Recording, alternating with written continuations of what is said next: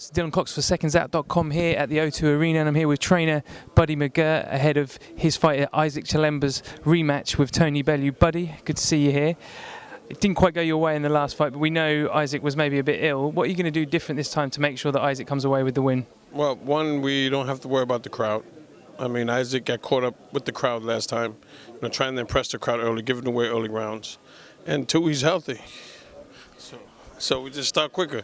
What did you learn from Tony Bellew in the last fight? Did you think he's quite a good boxer? Is he quite a strong person? What did Isaac say after fighting him the first time? Well, Tony's he does a little bit of both. He boxes good, he puts pressure well, you know what I mean? But our key now is to just take him out of his element and give him something different to look at.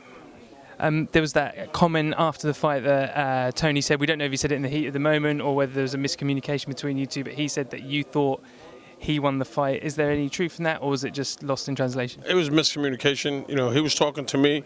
It was loud in the arena. He was asking me questions. I couldn't hear him.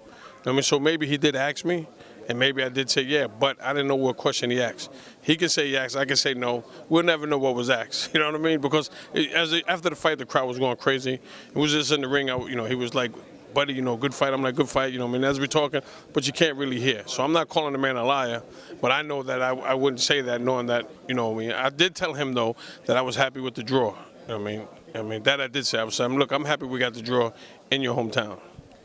If Isaac wins this fight, he's got the winner of Dawson versus Stevenson. Stevenson's mainly operated at super middle. We know Dawson's a very accomplished light heavyweight.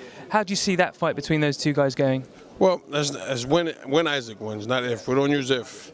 When he wins, personally, I think Chad's gonna knock Stevenson out. Stevenson can fight, but he doesn't have the best chin in the world. You know what I mean? He can dish it out, but he's a good pitcher, but not a good catcher. But you reached world championship heights as a pro yourself, but you've been training for a long time. You worked with some great fighters, the late Arturo Gatti. You've been in massive fights against other big fighters. How does this whole bill compare to some of the things you've done in your career? Because we've got Froch Kessler, which is a big fight here in Europe.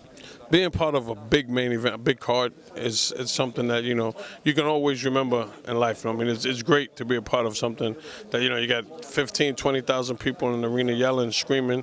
And then they might be rooting for the other guy, and then you see the tide change, and then the crowd starts rooting for the enemy. So it's great when you have shows like this. This is what boxing needs.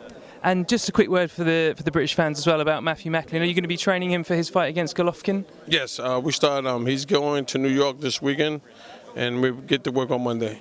And Golovkin, fearsome puncher, but maybe hasn't been tested at the highest level yet. Well, I've never seen Golovkin fight. I've been hearing things and people tell me I'm crazy. We're going to get demolished. We're going to get this. We're going to get that. I said, listen, we'll find out on June 29th. Buddy, pleasure speaking to you. Thanks very much. Cheers. All the best.